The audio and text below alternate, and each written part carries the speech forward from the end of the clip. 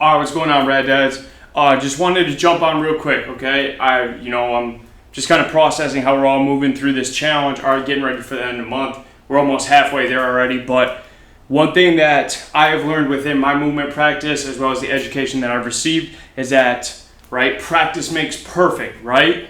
False. Practice makes permanent. So the more squats, pull-ups, running, push-ups that we do, the more our body is going to be inclined to follow that path of least resistance to get it done.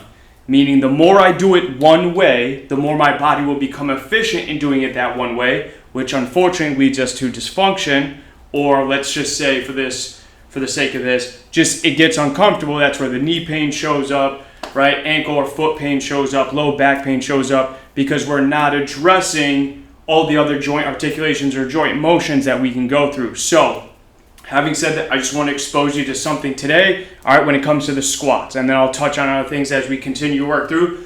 But in my practice, we call this the SFT, sagittal, frontal, and transverse plane. It is your SFT syntax, meaning when you're doing your squats, right, you got to bang out a lot of squats there. We want to recognize that there are 6 vital positions that we can put the hips into, which will change the way the foot, the ankle, the knee, the hips, and the low back, and then the thoracic spine will respond or react. So, having said that, first one, RXX, or right foot slightly forward, left foot slightly forward.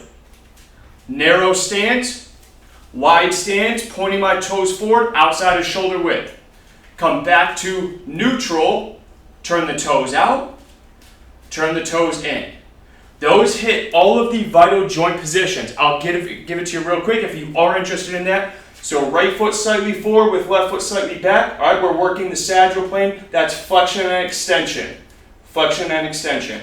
Here, feet together versus feet apart. We're working adduction, ADD versus abduction, ABD, okay? So as I work that, this is inner thigh, this is outer thigh, okay? As we bring the femurs in versus femurs out. And then last but not least, if I'm here and I turn my legs out, I've just turned the femur out. That's external rotation at the hip versus internal rotation where I turn the femur in, right? It's really like, it's not that important to recognize, why do I need to know this and all that? More so recognize that when you're doing squats, there is no one way, right? So let's not practice one way of squatting and make it permanent. Try and get as many different variations of squat position as you can as you work, which will enable you to be more efficient when you go to execute the Murph or whatever challenge you do 5 years from now or whatever, etc., right? Don't get caught in those blinders with the blinders on. Don't get caught in the narrow view. Squats can be done many different ways. It's based on your intent.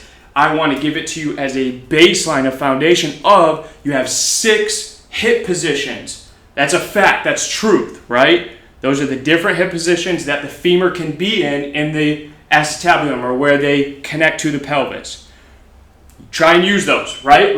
And then what I advise you to do, just real quick, what I advise you to do is connect the dots, right? And I love to do this. I have 3 kids. I have 2 dogs. I'm here, there, and everywhere throughout the day. How many times are you doing a perfect squat where, let's just say, right, here's my shoulder width apart, right, ass goes out, right? How many times are you doing that in a day versus how many times do you do this to help your kid? Maybe you go help them tie their shoe. Maybe you had to squat down because you're trying to catch the dog leash, right? Maybe you had to drop down to pick up the garbage can, right? It goes on and on and on and on and on. How do you get out of the car? How do you sit on the toilet? How do you go up the stairs? Boom, boom, boom, okay?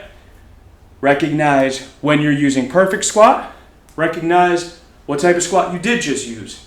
And see, should you be training yourself to do a perfect squat, or should you get better at the squats that you need to do in real life? Okay? That's just boom. Get after it. Let's go.